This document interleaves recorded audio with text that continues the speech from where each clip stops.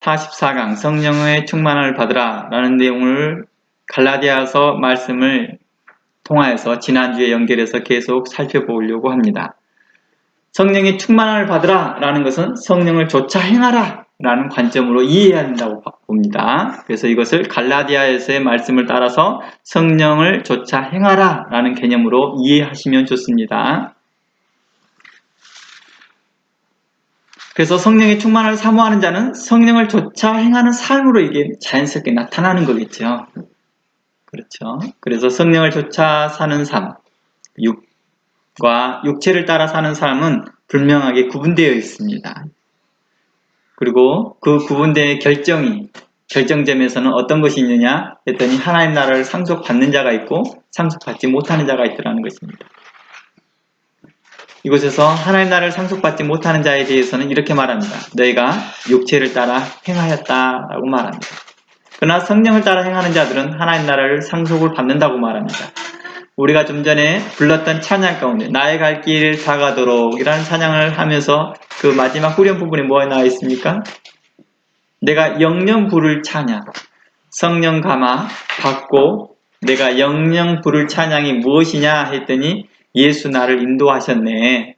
하나님의 모든 것이 하나님의 은혜입니다 라고 하는 그 찬양과 같이 우리가 성령의 인도하심을 받는 자들, 이것을 하나님이 인도하셨습니다 라고 하는 말이라는 거예요.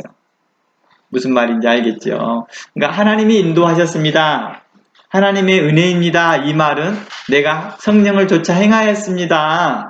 그런데 성령을 좇아 행하였더니 그 열매들이 맺었는데 이것들이 다 성령의 은혜입니다. 성령의 감화입니다. 하나님의 은혜입니다. 라고 고백하는 것입니다. 그러니까 성령의 충만함을 받으라 라는 말은 다시 우리가 이해를 해야 될 것이 갈라디아 말씀을 통해서 성령을 좇아 행하라는 것이고 성령을 좇아 행하는 그 삶은 결론적으로 이렇게 말합니다. 내가 이 모든 것이 하나님의 은혜입니다 라고 말하는 것입니다. 그러니까 아무것도 하지 않고 이따가 받은 것을 하나님의 은혜입니다 라고 하는 것이 아니라 성령을 좇아 행하는 것을 이 모든 것이 하나님의 은혜입니다 라고 말하는 것입니다. 맺어진 열매들, 결과들을 하나님의 은혜입니다 라고 말합니다. 그 대표적으로 사도 바울이 그랬습니다. 사도 바울은 자신이 가지고 있는 모든 수고와 복음에 대한 헌신을 이렇게 말합니다. 이 모든 것이 하나님의 은혜입니다. 그러므로 우리가 하나님 나라를 상속받기를 원하는 사람들은 어떤 삶을 살아야 됩니까? 성령을 좇아 행하는 삶을 사는 사람이겠죠. 성령을 좇아 행하지 아니하면서 하나님 나라를 상속을 기대하고 있다는 것은 뭔가가 좀 이상하다는 것입니다. 그런 사람들이 하나님의 은혜를 기대합니다 라고 한다면 하나님께서는 이렇게 말했을 것입니다. 그러면 다른 예수님께서 비유하였던 달란트 비유나 또 양과 염소의 비유나 또 주여 주여 하는 자마다 천국에 들어오지 못한다라고 하는 말들을 말씀하지 않으셨을 거라는 거예요. 왜냐고요? 다 하나님의 은혜니까요. 무슨 말인지 알겠지요? 그냥 다 긍휼히 여겼다. 다 모두 용서해줬고 하나님 나라를 들어가겠다. 라고 한 다음에 우리는 굳이 하나님 앞에 삭개오처럼 회개해야 될 이유도 없을 것이며 또 우리는 그냥 하나님만 믿기만 한다면 되는 것이죠. 삭개오는 이미 예수님을 믿고 있었거든요. 예수님을 영접하기를 기대하였거든요. 그리고 집에 오시기를 간절히 소망했거든요. 그런데 삭개오의 고백 가운데서 내가 이러이러한 일들을 잘못했습니다 라고 했을 때 예수님은 이렇게 말합니다. 오늘 이 집에 구원이 이루어졌다. 바로 이러한 부분들에서 하나님 나라가 우리에게 어떻게 상속이 되어지며 어떤 자들에게 상속되어지는 것인지를 설명하고 있습니다.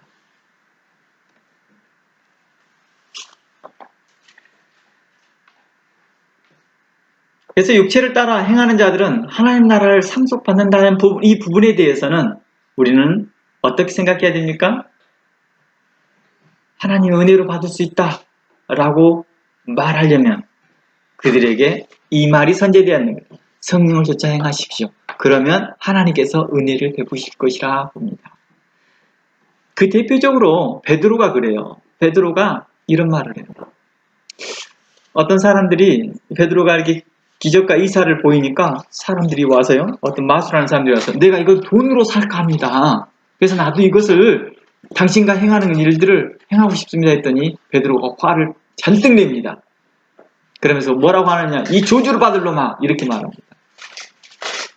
제가 이렇게 원어적인 표현에서 이렇게 말하는 거예요. 원어적인 표현에서 이 저주를 받을 놈아, 이렇게 말합니다. 그랬더니 그 사람은 깜짝 놀랍니다. 그래서 내가 이걸 알지 못해서 그랬습니다. 어떻게 해야 됩니까? 그랬더니 회개해라. 그러면 혹 하나님께서 너를 긍휼히 여기실까 하노라. 이상하죠? 회개해라. 그러면 넌 구원 받을 것이다 라고 확신을 주는 게 아니라 회개해라. 그러면 혹, 여기다 혹이란 말입니다. 혹 나는 게 아니겠죠? 혹시나 하나님께서 너를 긍휼히 여길까 하노라. 그러니까 하나님의 은혜로 말미암아 구원을 얻는다라고 하는 말을 이해를 바르게 하셨으면 좋겠습니다. 우리가 이 부분에서 에베소 다른 강의를 통해서 이미 나누었습니다. 이것을 달란트 탕감하는 부유를 통하여서 우리가 계속 나누었지요. 왕은 1만 달란트 빚진 자를 용서해 준다고 했습니다. 그렇죠? 근데 용서를 안 해준다 해도 상관이 없다는 거예요. 그가 아무리 광고하고 용서해달라고 해도 그래도 너 알았어. 용서는 해줄게. 하지만 너의 빚은 여전히 있어. 그 빚 다 갚아야 돼. 내가 오늘까지 만기일이었는데 내가 용서해줄게. 네 오늘까지 못 갚은 거에 대해서 용서해줄게. 대신 네 빚은 앞으로 계속 갚아야 돼. 이렇게 할 수 있잖아, 왕이요. 그쵸? 용서해주는 파트가 1만 달란트 빚을 포함한 모든 죄를 용서해주겠다고 왕이 말 안 해도 돼요. 그냥 오늘까지 D-Day인데 너가 마치지 못한 거 용서해줄게. 앞으로 10년 동안에 다 갚어. 이렇게 할 수도 있잖아요. 아니면 내일 모레까지 갚어. 이렇게 할 수 있잖아요. 그런데 1만 달란트를 용서해 주셨더라는, 탕감해 주셨더라는 거예요. 그랬더니 이것을 하나님의 은혜입니다 라고 한다는 거예요. 내가 회개했기 때문에, 내가 회개의 태도가 좋았기 때문에 용서를 받은 게 아니라 하나님의 전적인 은혜였다라고 말하는 것입니다. 이제 좀 더 이 부분에서 이해가 되어졌죠? 그래서 혹시 제가 유튜브에 올려놨던 하나님의 은혜라는 그 설교를 들어보시고 그것과 연결되어서 계속 되어져 있고 또 지난번에 에베소 강의 중에서 달란트 탕감하는 부분에서 다뤘던 내용들을 참고해 보시면 이해가 훨씬 더 잘 될 거라 봅니다.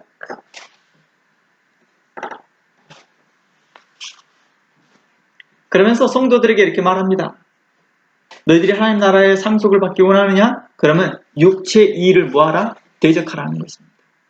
그리고 성령을 쫓아 행하라고 말합니다. 그러면서 육체의 일을 대적하는 데 있어서 대적하고 피하고 또 막는 일을 설명했습니다. 육체의 일을 대적하기만 하는 것이 아니라 또 어느 때는 막아야 되며 어느 때는 이것을 피해야 될 것들을 이야기하고 있다는 것입니다. 이것을 한마디로 설명하는 것이 에베소서 6장에서 전신갑주를 입으라 라는 내용에서 설명하고 있다는 거예요. 전신갑주를 입었을 때 누가 쏴요? 마귀가 화전을 쏴요. 활에 불이 붙어 있는 걸 쏴요. 그것을 막아야 된다는 거예요. 또 피하기도 해야 된다는 것입니다.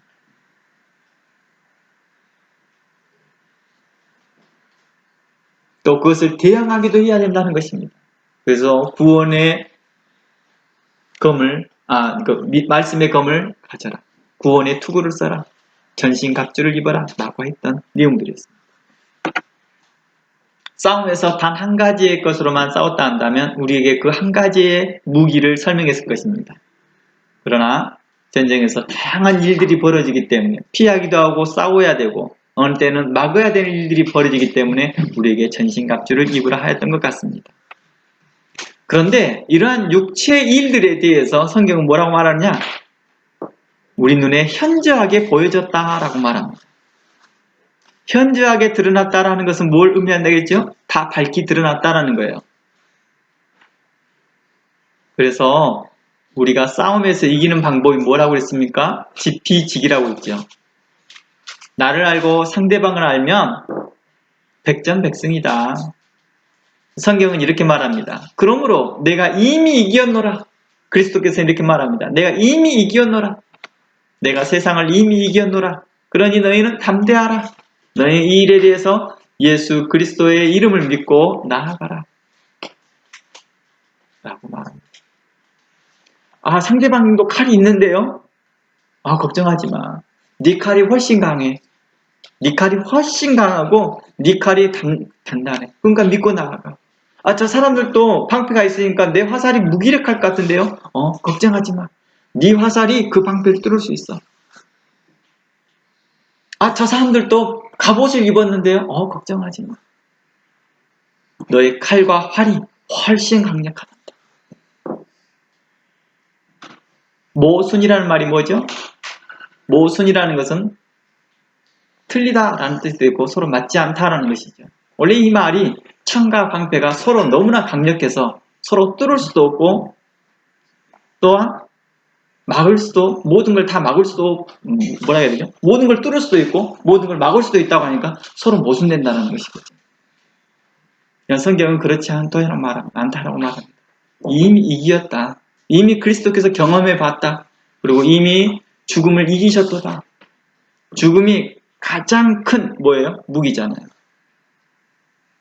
악한 자에게 죽음이 가장 큰 무기란다면 그 악한 자의 그 큰 무기를 이미 그리스도께서 이기셨다라고 합니다. 질병을 이기셨고 죽음을 이기셨더래요. 그러니 다른 모든 것들이 이제 보니까 아무것도 아니더라. 그리스도 안에 있으면 이 모든 것이 승리한다라고 말했다는 것입니다.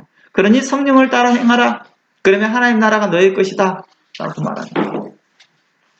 세상의 것들은 화려하게 보이고 정력적으로 보이고 그것들이 우리를 미혹한다 할지라도 도리어 우리에게 더 강하고 담대하고 우리에게 더 훌륭한 무기와 더 훌륭한 것들이 있으니 그것을 믿고 나아가라고 말하는 것입니다.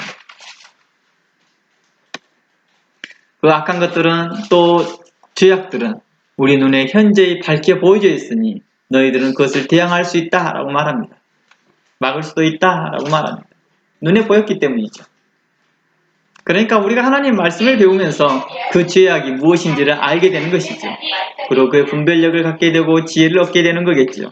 이를 통하여서 우리가 마땅히 행할 바들을 행하면서 악한 자를 대적할 수 있다는 것입니다. 악한 자들이 늘 속아 넘어가면서 늘 소를 사야 되는 그런 형편이 되지 않았으면 좋겠다는 것입니다.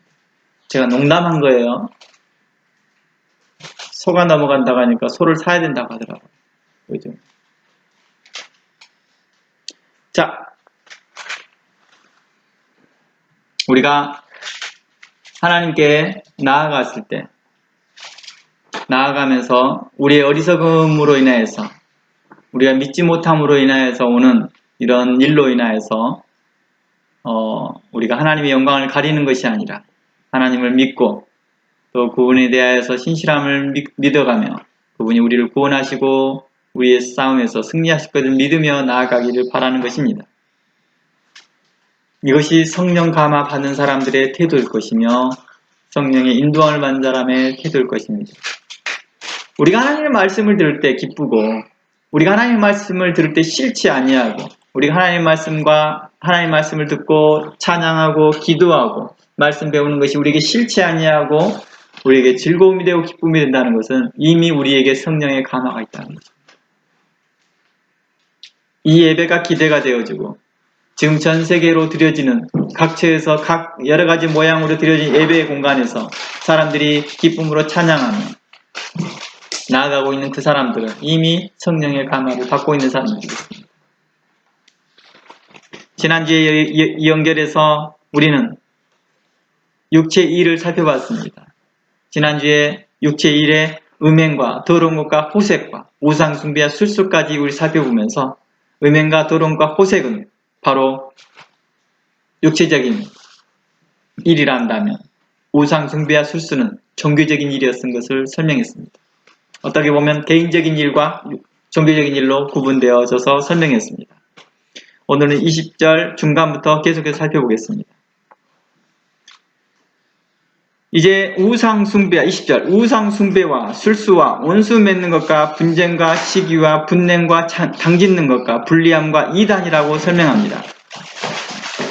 갈라디아서 5장 20절 말씀에 바로 이 원수 맺는 것을 이제부터 시작하려고 합니다. 원수 맺는 것과 분쟁과 시기와 분냄과 앞전에선 성적이고 육적이고 정욕적인 죄에 대한 문제를 한다면 또한 신앙관의 문제의 타락이란다면 지금부터는 관계에서 오는 죄악을 말하고 있습니다. 관계에서 오는 죄악을 말하고 있습니다. 좀 구분해 볼게요. 그러니까 좀 전에 설명했던 19절에서부터 내용들은 음행과 더러운 것과 호색은 어떻게 보면 개인적인 육적인 일이라고 본다면 각 개인에게 나타날 수 있는 일이란다면 우상숭배와 술수는 바로 종교적인 타락으로 신앙관의 타락으로 말미암아서 나타난 것이라 볼 수 있겠죠. 그래서 술수가 누구도 행한다고 그랬어요? 성도들도 하더라는 거예요. 요행을 바라는 것들. 그래서 어떤 사람들은 그 요행을 바라는 마음에서 성령을 하나의 능력으로 받아들여서 그걸 사용해 먹으려고 하는 것들이 있는 사람들도 있고 우상숭배와 같이 탐욕을 품는 자들도 있더라는 것입니다. 구약에서도 계속해서 하나님을 섬긴다 하면서도 자기 각자의 우상을 가지고 있던 것들처럼 우리가 하나님을 섬긴다 하면서도 우리는 각자의 우상을 가지고 있던 것을 버리라고 말합니다. 이것은 전적으로 하나님을 신뢰해라 이 뜻이겠죠. 이 말을 다른 말로 에베소의 말씀은 성령의 충만을 받아버려라 이 말이죠. 충만하면 다른 게 차고 채워질 수가 없으니까 이 말을 다른 말로 하면 성령을 전적으로 따르라. 하나님을 전적으로 의지해라. 하나님을 예수 그리스도의 인도하심을 받아라. 전적으로 받아라. 이런 의미겠죠. 또 이 말을 성경 전체에서 자주 반복적으로 사용하는 말이 믿음이라고 하는 거죠. 너가 전적으로 믿어라. 믿어라. 이 말이겠죠. 그러니까 성령의 충만을 받는 사람이 믿음이 없다? 말이 좀 이상한 거예요. 무슨 말인지 알겠죠? 그것은 곧 성령의 충만함을 뭘로 인식한 사람이에요? 기능으로 인식한 사람이겠죠. 그렇게 인식한 사람들은 술수를 행하는 사람과 똑같은 거예요. 믿음이 있는 사람은 성령이 충만한 사람이라고 표현하는 거예요. 믿음이 전적인 믿음을 가지고 있는 사람은 믿음이 충만한 사람. 또 믿음이 있는 사람을 다른 말로 성령의 감화를 받은 사람 이렇게 말하는 거예요.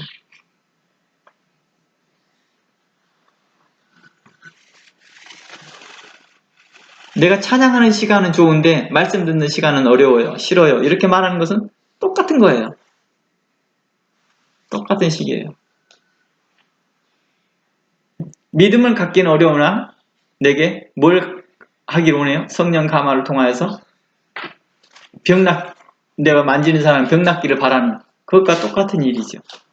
뭐 요행을 바라는 거예요. 사람들이 나한테 관심 가져주는 것들에 대해서만 관심을 갖는다는 거예요. 믿음은 얼른 눈에 보이지 않기 때문에 취하지 않으려고 합니다. 그러나 어떤 성령의 역사를 통하여서 무슨 병 고치는 역사들이나 그런 것들이 나타나는 것들은 취하고 싶어 한다는 것입니다.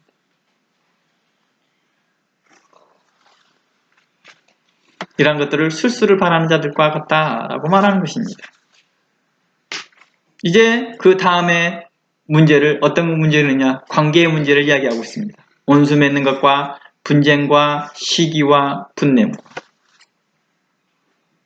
즉 관계에서 나타나는 그런 죄악들에 대해서 이야기를 하고 있습니다.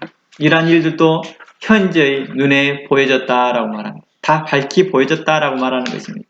그러니 이것들 또한 우리가 이길 수 있고 대적할 수 있고 피할 수 있고 우리가 넘어설 수 있는 것이다 라고 말합니다.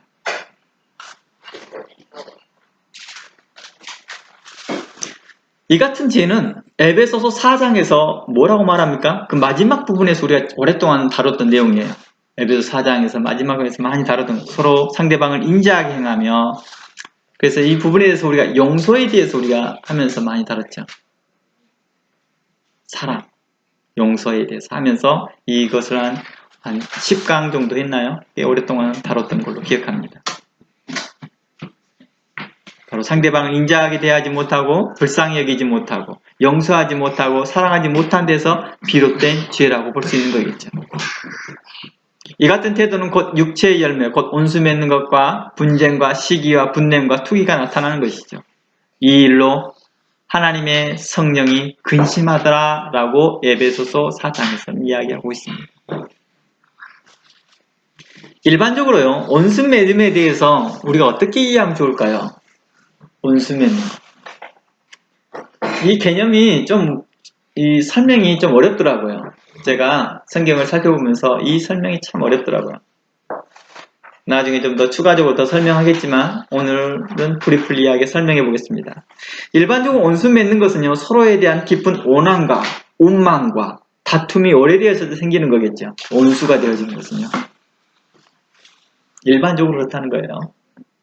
그런데 이 본문에서는요, 어떤 상황에서 온수가 되어진 것을 말하기보다 상대방의 의도와 상관없이 스스로 온수 맺는 것을 말하고 있는 것 같다는 거예요. 이 갈라디아서 말씀이 온수 맺는 것과 라고 나와 있는데 이것은 상대방의 의도와 상관없이 자신이 그 사람과 온수 맺는 거예요. 이 부분을 이야기하고 있는 것 같습니다. 뭔가 좀 다른 부분인 거예요.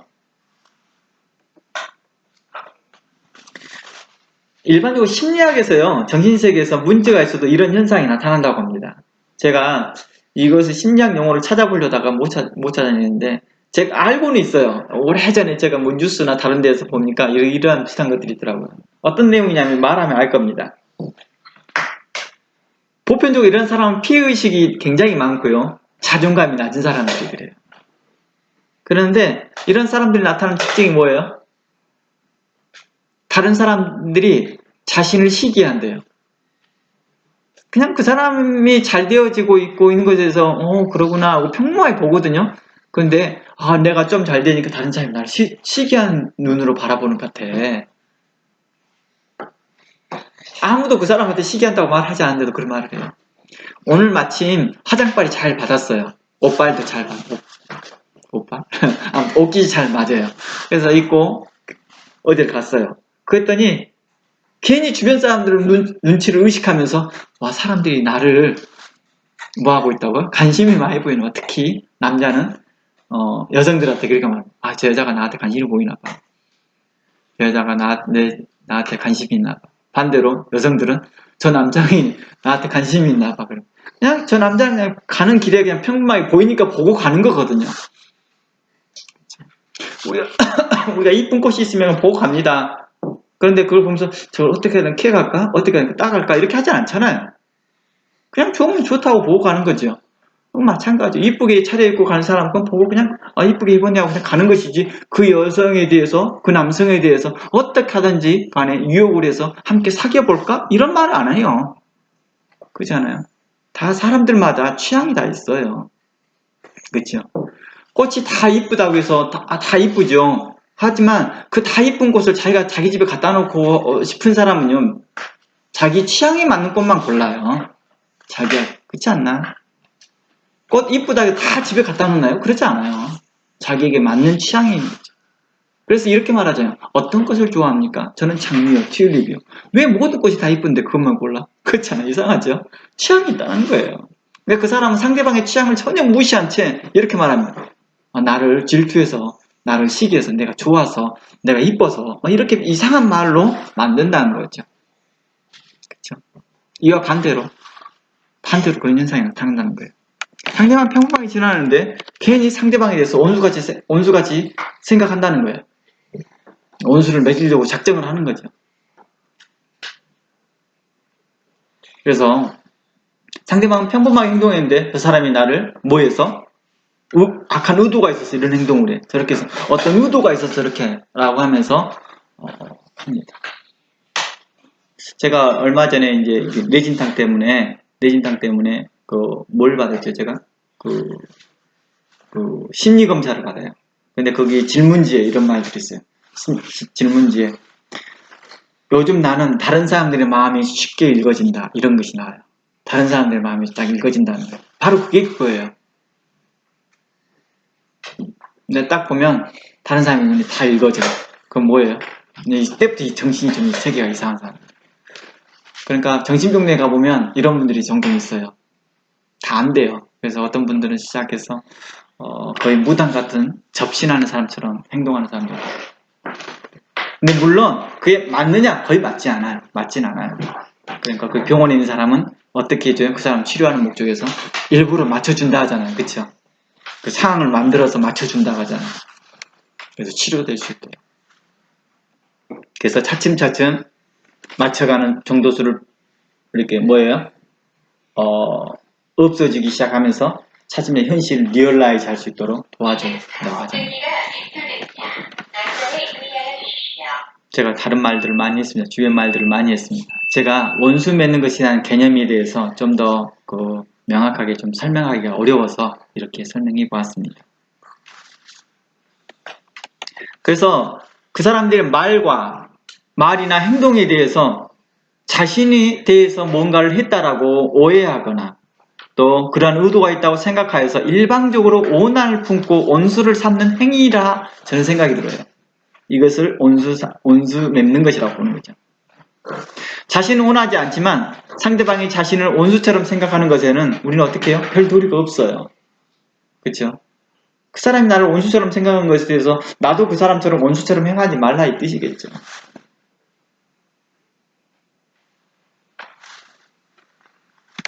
그리고 또 하나 이런 이유가 있어요. 오랫동안 원수처럼 지내요. 오랫동안 역사적인 이유나 뭐 여러 가지 환경 때문에 원수적인. 난 태어나니까 원수야. 우리나라는 어때요? 북한하고 남한이 내가 태어나고 보니까 그 나라가 나의 적군이야. 원수라고 말하는 적대하는 사람, 또 적군이란 뜻이에요. 원래요. 원수가. 일본 어때요? 처음에 태어났을 때 얼마 있을 때는 우리 우호 국가인 줄 알았거든요. 근데 살아가면 살아갈수록 특히 요즘과 같은 세대 보니까 이게 참 적군이구나라는 걸 더 명확하게 아는 거예요. 그것도 북한보다 더 나쁜 사람들이구나 라는 것을 알게 되는 거죠.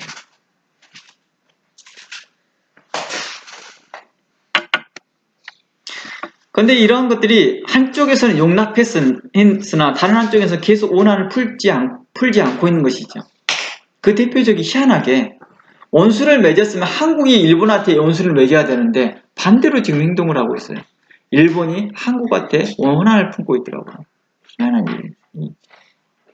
한국이 적극적으로 일본과 대화하고 이 문제를 해결하려고 하는데 일본은 그 문제에 대해서 전혀 다른 코멘트를 내고요. 딴 세상 이야기를 많이 하고 있습니다. 내가 그 사람들에게 말하는 패턴을 보면서 저 사람들이 좀 나르시스트인가 할 정도로 독특한 언어법을 써요. 도저히 이해할 수 없는 언어법을 쓰는 거죠. 자신들만의 가지고 있는 언어를 가지고 사용하고 있다는 것입니다. 그래서 가끔씩 여기 정치 뉴스를 갖다 보면 정치 뉴스를 보면 그 시대에 그 사람들의 가치관을 쉽게 볼 수 있는 것 같습니다. 성경에도 이러한 일들이 벌어져요. 구약에서요, 사울 왕은요, 다윗의 행동과 의도와 전혀 상관없이요, 그는 스스로 다윗을 누구로 생각합니까? 원수로 생각합니다. 그래서 그의 아들 누구죠? 사울의 아들이 누구죠? 이름이죠. 요나단이 그럽니다. 요나단이 다윗을 풀어줘요. 그러니까 다윗이 도망갈 길을 만들어줘요. 그랬더니 뭐라고 하느냐? 요나단에게 요구를 하면서 그 원수의 길을 마치 다윗의 원수라고 말을 해요. 다윗을. 그렇게 표현들을 합니다. 그리고 신약에 와서는 사도 바울은 어떻게 합니까? 사도 바울에 대해서 원수 삼는 사람들이 있죠. 바로 같은 바리새인들이었던 사람들이죠. 같은 바리새인들은요, 먹는 것도 자신들이 안 하면서 사울을 죽이기까지 우리는 먹지도 마시지도 않겠다고 원수를 삼습니다. 그러니까 상대방의 의도와 전혀 상관없이 그렇게 원수를 맺는 거예요. 이것을 육체를 따라 행하는 일이라는 것입니다. 상대방의 행동에 전혀 상관없이 내가 원수를 맺는 것을 성경은 금하고 있다는 것입니다. 이 말을 다른 말로 하면 시기하고, 이 말을 다른 말로 했더니 시기하기 때문이고 투기하기 때문이고 분내기 때문이라는 것입니다. 화가 나는 사람들도요, 화가 나는 사람, 여기서 분내라는 것은 어떤 상황에 대해서 화나는 것이 아니라 그냥 화내는 거예요. 저 사람의 행동이 자신을 뭐 했다고. 그래서요, 이 남의 시선을 많이 의식한 사람들은요, 이렇게 말을 해요. 자기가 이쁘게 입고 나간다면, 저 사람 왜 나를 쳐다보는 거야? 하면서 자기가 화를 내요. 혹시 그런 사람 봤습니까? 있어요. 희한해요. 자기가 화내면서, 나 봐라. 난 다른 사람한테 많은 사람들 나 관심 받고 있다. 이것을 어떻게 해요? 고마워하는 게 아니라 화를 내요. 왜 그럴까요? 그러니까 좀 정신세계를 좀 파악하기가 어려워요. 어디에다 답을 내줘야 될지 모를 정도로. 그런 사람들하고 있을 때 어떻게 해야 될까요? 할 수만 있으면 거리를 두는 게 좋겠죠. 할 수만 있으면. 자신의 정신건강을 위해서라도 유익하다는 것입니다. 그리스도인들에게는 뭐라 하느냐? 이런 사람들에게 대해서 할 수만 있으면 돌아서라. 그 말하고 있다는 것입니다. 성경은 이렇게 있는 자신의 모습들이 있다 한다면, 자신에게 이러한 모습들이 있다 한다면 뭐하라? 버리라. 그리고 성령을 쫓아 행하라 라고 말했다는 것입니다.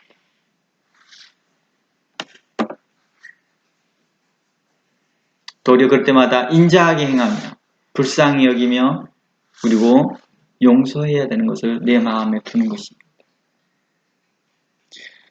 행해야 이러한 기질들이 이렇게 좋지 않는 기질들을 가지고 있었다 할지 성품들이 있다 할지라도 계속해서 훈련해주고 용서해야지, 인자하게 행해야지, 내가 저를 불쌍히 여기야지 훈련을 계속하다 보면 돼요. 실상 용서해야지라는 것은 실은 반대로 이 사람을 용서해야 되는데 훈련하는 과정에서는 실상 자신이 용서를 해요. 근데 무슨 말을 하는지 알겠죠?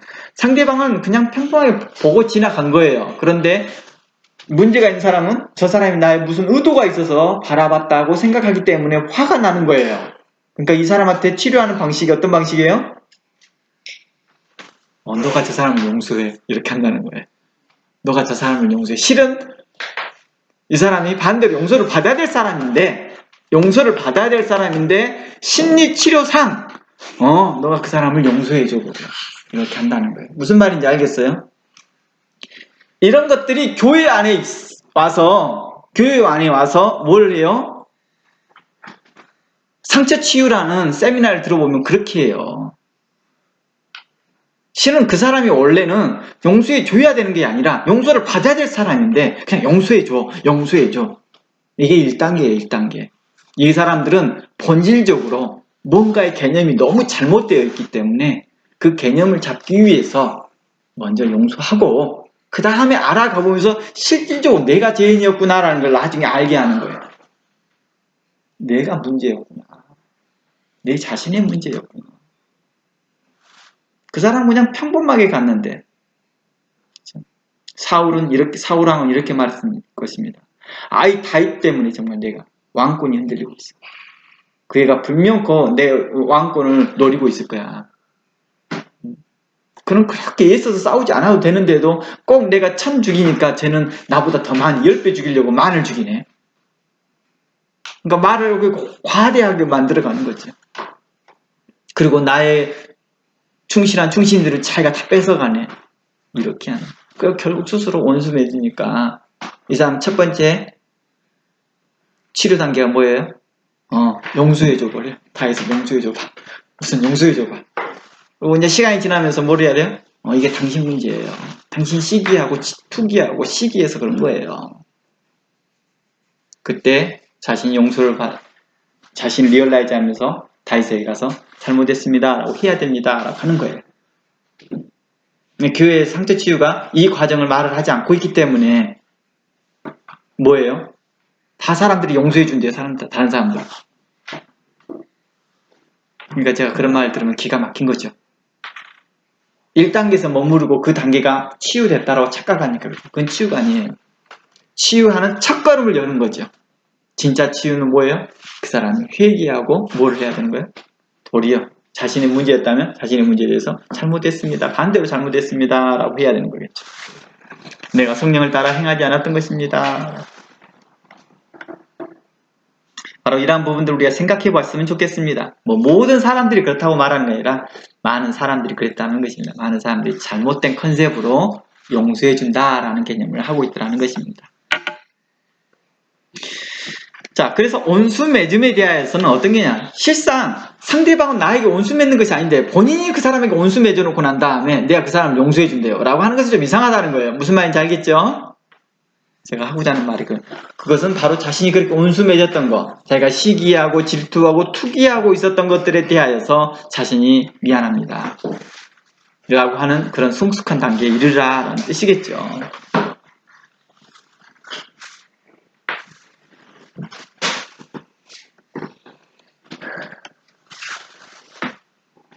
일반적으로 온수되는 것은 서로의 마음에 대한 오난을 풀지 않는 것에서 비롯되지만 계속 오난을 품게 되면 또 무엇이 있을까요? 성경에서 우리에게 온수 맺는 것을 금했던 이유 또 한 가지가요.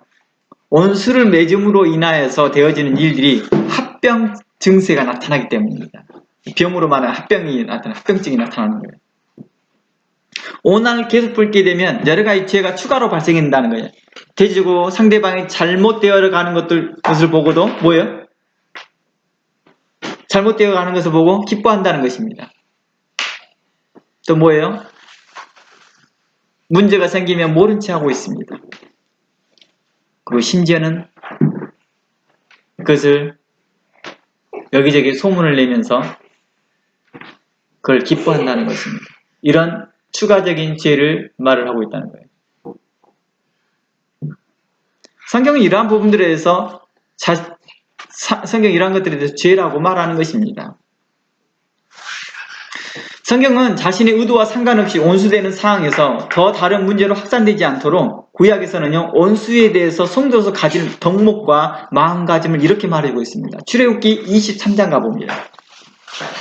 우리가 예전에 다 찾아봤던 내용이지만 우리가 간단히 브리플리하게 몇 군데 읽어보겠습니다.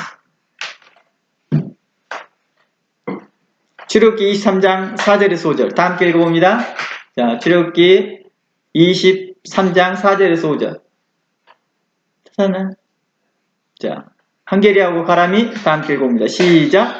내가 만일 내 원수의 길 잃은 소나 나귀를 만나거든 반드시 그 사람에게로 돌릴지며 내가 만일 너를 미워하는 자의 나귀가 짐을 싣고 엎드러짐을 보거든 삼가 버려두지 말고 그를 도와 그 짐을 부리울지니라. 출애굽기에서는 이미 출애굽기는 어떤 거예요? 율법이라고 하는 것들이 있는데 여기에서 바로 그 사랑을 이야기하고 있습니다. 내가 만일 내 원수의 길리는 소나 나귀가 만나거든 반드시 그 사람에게 돌려주라는 거예요. 아, 저 사람이 그 소나 말이 이렇네 하고서 은근히 속으로 기뻐하면서 모른 체 하고 있지 말라는 거예요. 만일 너를 미워하는 자의 나귀가 짐을 싣고 엎드려졌어요. 그러면 그걸 그대로 놓지 말라는 거예요. 너를 미워하는 자예요. 그렇죠. 나를 미워하는 사람의 그런 것들이 보이면 모른 체 하지 말라는 거예요. 우리 주변에서 나를 시기하고 나를 미워하는 사람이 아이를 출산하거나 집을 이사하거나 또 다른 일, 좋은 일들이 뭐 결혼을 한다거나 합격을 한다고 할 때 우리는 칭찬을 해주고 축하를 해줘야 돼요. 그 일어나는 해프닝만 보라는 거예요. 그 일어나는 해프닝만.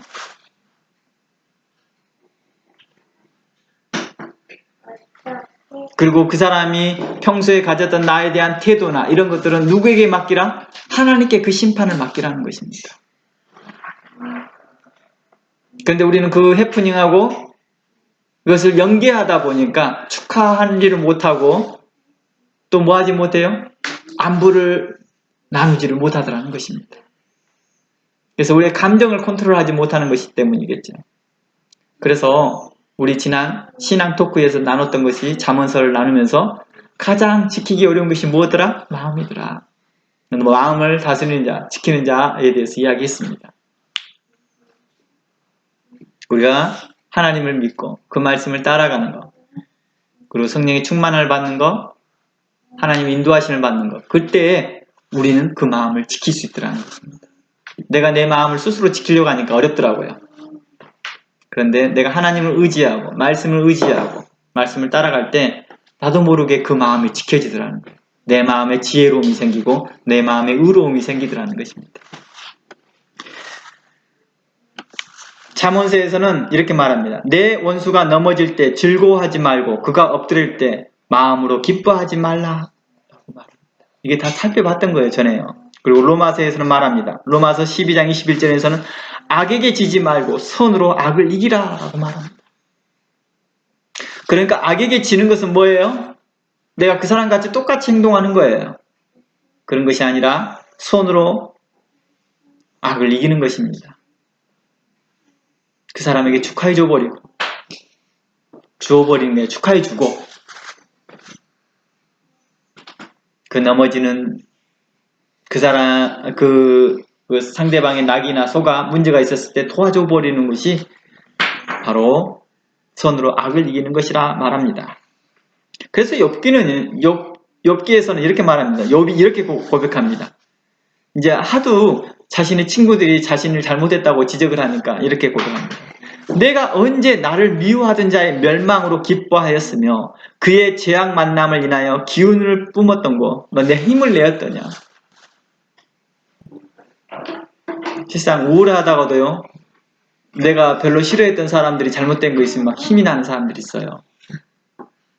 그런 것 안 했다고 말합니다. 즉 욥이 이러한 고백하는 것으로 보아 그가 하나님 앞에서 왜 복을 받고 칭찬을 받았는지 우리가 짐작할 수 있다는 거예요. 그냥 괜히 욥이 하나님께 칭찬받았던 게 아니라 이러한 삶이 있었구나. 이게 바로 성령을 따라 행하는 삶이요 성령을 쫓아 행하는 삶이라는 것입니다. 우리 중에도 우리 주변 우리 삶 가운데서 성도로 살면서도 우리를 미워하는 사람도 있고 우리에 대해서 왜곡하며 말하는 사람도 있고 거짓으로 지어서 우리를 공격하는 자도 있고 당을 지은 자들도 있으나 그들에 대해서 우리가 악으로 지지 말고 손으로 그 악을 이기기를 바라는 것입니다.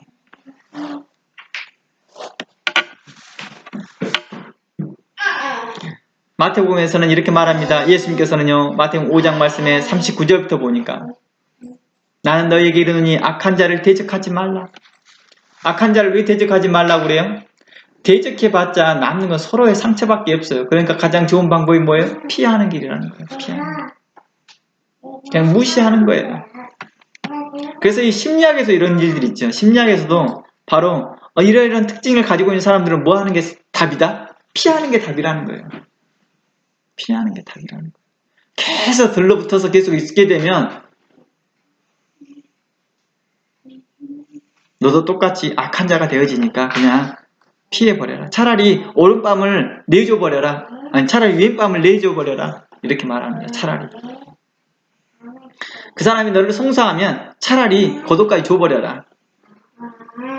뭐래요? 포기해버리는 게 낫다는 거예요. 그걸 하나를 더 갈리려고 하다 보니까 뭘 해요? 서로 간의 분쟁으로 더 안 좋아지더라는 거예요. 누구든지 너로 억지로 오리를 가게 하거든 그 사람과 심리를 동행하고 내게 구하지 않은 자에게 꾸고자 하는 자에게 거절하지 말라. 내 이웃을 사랑하고 여기서 내 이웃을 사랑하고 내 원수를 미워하라 했던 것을 너희가 들었으나 여기서 원수를 미워하라는 말은 무슨 말이에요? 바로 출애굽기 또 이런 말씀이 있어요. 레위기 말씀이 있어요. 신명기에 눈은 눈으로 이는 이로라는 말이 있어요. 이것을 이야기하고 있는 거예요. 눈은 눈으로 이는 이로. 그래서 원수를 미워하라는 말을 이렇게 적용되어졌던 말이 있으나 나는 너희에게 이르노니 차라리 포기해라. 이렇게 말하고 있습니다. 나는 너희에게 이르노니 너희 원수를 사랑하며 이 사랑하는 말이 어떤 거예요? 아까 좀 전에 말하는 거예요. 그 사람 원수를 어떻게 사랑해야 될까요? 바로 직접적으로 돕지는 못한다 할지라도 그의 가축이나 그 주변 일들이나 해프닝이 일어났을 때 그냥 돕는 거예요. 오른손이 하는 것을 왼손이 모르겠죠. 그 사람은 나한테 별로 관심을 두진 않지만 그 사람이 가지고 있던 말이나 소가 우연치 않게 우리 농장에 와서 문제를 발생할 때 조심히 돌려보내주고 그러는 거죠. 그 사람이 와서 나한테 고맙다고 하지 않는다 할지라도 행여 그런 일들을 모른다 할지라도 나는 내 할 일만 선을 행하면 하나님께서 이것을 뭐 하실 것이다? 보상하실 것이다 라고 말하는 것입니다. 이것을 원수를 사랑한다 라고 표현해 주는 거예요. 이 개념이 어떤 개념이에요? 아까 좀 전에 철례굽기, 잠언서, 로마서, 그 다음 엽기서의 말을 적용되어지는 표현이라는 것입니다. 이것이 원수를 사랑하는 법이라는 것입니다. 이같이 한즉, 그러니까 오늘날 같은 경우 어떻게 해요? 우리가 그 원수에 대하여서도, 우리가 일본에 대해서도요, 최대한 국제법을 지켜주려고 해요. 최대한. 무슨 말인지 알겠죠? 그래서 최대한 인격적으로 대해주려고. 근데 일본은 어떻게 합니까? 어떻게 하든 국제법을 악용하여서 우리나라에 어떻게 돼요? 피해를 주려고 애를 쓰고 있습니다. 요즘 그거 아세요? 우리나라에서 몇 사람들이 국제적인 위치에 앉으려고 준비한 사람이 있어요. 몇 사람들이 나오고 있어요. 뭐 이번에 코로나 때문에 누구 한 사람 있죠? 질본에 있는 일하시는 그분도 지금 총장 자리에 하나 있고 WTO 그 일하시는 분도 지금 총장 자리도 후보로 올라와 있죠. 근데 그 두 사람들을 공격해서 뭐예요? 자리 못 앉게 하려고 일본이 대놓고 말을 하고 있고, 또 우리나라가 G7에 참가할 수 있도록 하고 있는데 다른 나라는 다 초청하고 있는데 일본만 손 들어놓고 우리는 반대합니다 이렇게 하고 있는 거예요.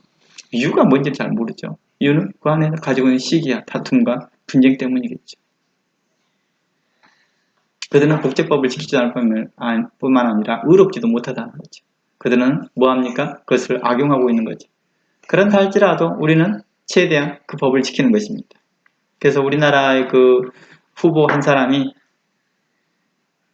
그 법망을 지키면서 의로운 말을 일본한테 합니다. 그랬더니 국제사회가 감동을 받습니다.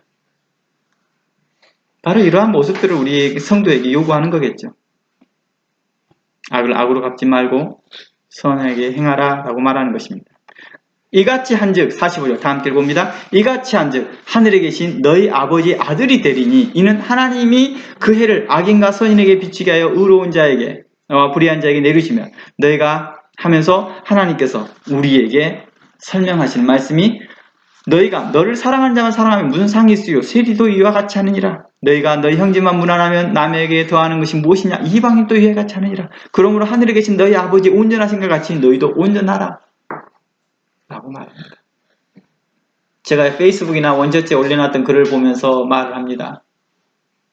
한국이나 뉴질랜드를 보면서 정말 다른 사람들, 우리가 아는 형제들에게 단 한 번의 안부조차도, 형식적인 안부조차도 물어보지도 않는다는 것입니다.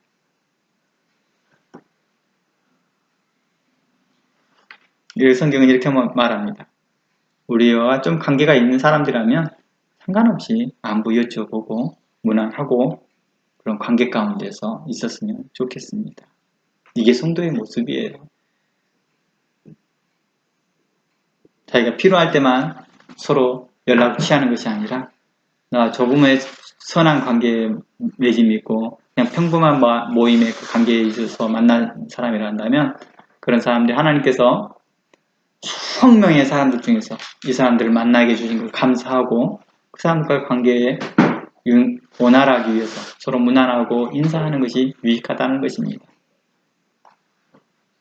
특별히 나에 대해서 미워하거나 시기하거나 질투하지 않는다 한다면 연락해주면서 안부 나누면 좋을 것 같습니다.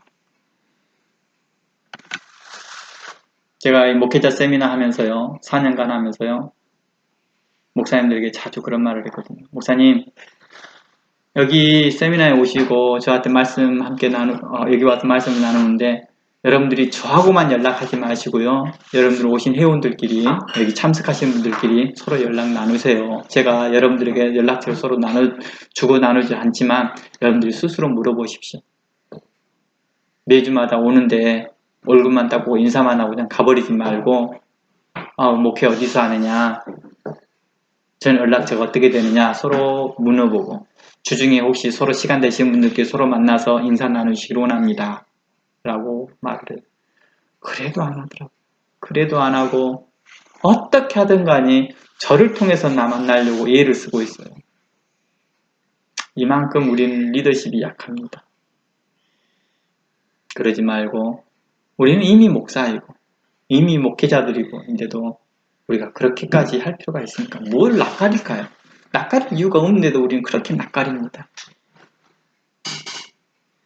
자기에게 유익이 된다, 자기 교회에 올 것 같다라고 하는 성도들에게는 아주 적극적으로 연락을 하면서도 자기의 교회에 오지 않을 거라고 생각한 사람들한테는 뭐예요? 냉담하게 대하는 그런 태도들이 목회자들 사이에서 나타난 일들을 보면 안다는 거예요.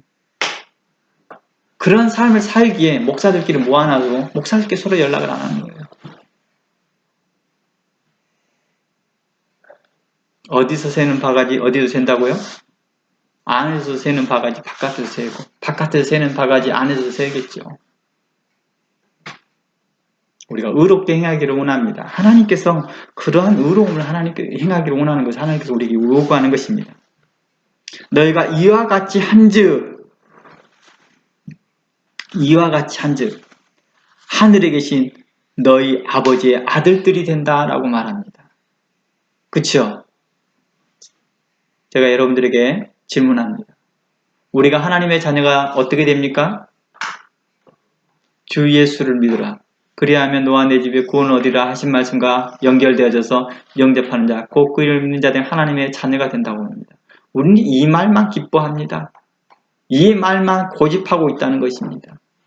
그러니까 다 고집스럽게 우리는 어거지로 우리는 억지스러운 믿음을 가지고 자기는 하나님의 자녀래요. 하나님의 자녀답게 살지 않으면서. 하나님의 자녀는 우리에게 이러한 삶을 살기를 원하고 있다는 것입니다. 너가 하나님의 자녀냐? 네가 하나님의 성령의 충만을 받기를 원하느냐? 그러면 그 믿음에 합당한 삶을 살라. 너희가 너희를 사랑하는 자를 사랑하면 무슨 상이 있겠느냐? 세리도 이와 같이 한다. 너희가 너희 형제만 무난하면 남보다 더하는 것이 무엇이냐? 이방인들도 이와 같이 하느니라. 그러므로 하늘에 계신 너희 아버지 온전하신 것 같이 너희도 온전하라. 라고 말합니다. 제가 컨커션이 빨리 좋아지지 않다 보니까 한 두세 달 전부터는 지금 계속 관계를 지금 차단하고 있거든요. 할 수만 있으면. 물론 사고 난 이후로부터 지금 벌써 2년 가까이 됐나요? 될 때부터 할 수만 있으면 외국 사람들 안 만나고 있죠. 컨커션 치료 때문에 안 만나고 있는데 한 두세 달 전부터는 이제 점점 더 치료가 늦어지니까. 저와 같이 특수한 상황 제외해 놓고는 여러분들이 할 수만 있으면 여러분들 삶 가운데서 관계하고 여러분의 그 지대가 넓어지기를 원한다는 것입니다. 하나님께서 여러분들에게 허락하신 그 땅을 지평을 넓혀가기를 원합니다. 성경에 이 용어가 뭐 있죠? 그 지평을 넓혀지게 하는 것, 지경을 넓혀지게 하는 것. 바로 이러한 의미 가운데서 여러분들의 지경을 좀 넓혀가는 그 믿음을 갖고 여러분들 믿음을 가지고 그 지경을 넓혀가기를 원합니다. 하나님, 나로 그 약속의 그 땅을 주시옵소서. 나로 그 지경을 넓혀 주시옵소서. 함과 같이 여러분들이 만나는 그 사람들에게 지경을 넓혀가 여러분들이 가지고 있는 거룩한 성경적 가치관을 쉐어링, 여러분들이 가지고 있는 거룩한 그 삶을 서로 쉐어링하면서 그런 사람들이 여러분들과 함께 거하기를 바라고 함께하는 것을 소망하기를 바랍니다. 말로만이 그리스도의 복음을 전한다 하는 것이 아니라 우리가 가지고 있는 관계하는 사람들하고 서로 관계하게 가고 좋은 관계 유지하는 것만 해도 그리스도의 복음이 확장되는 거예요. 그러니 우리가 하나님 나라가 내게 있어서 멀리 있다고 생각하지 말고 가까이 있습니다. 내가 복음 전하는 것이 매우 어려운 어떤 위치에 있는 것이 아니라 현재 내 삶의 믿음으로 살아가고 의롭게 살아가고 성령의 감화를 받으며 성령 따라 행하려고 하는 그런 태도가 하나님 앞에 기쁨이 된다는 것입니다. 그것이 곧 복음 증거요. 곧 그것이 내가 복음에 따라 행하는 것이고 의롭게 행하는 것입니다. 오늘 여기까지 말씀 살피고 다음 주에 살펴보겠습니다. 기도하겠습니다. 하나님 감사합니다. 우리를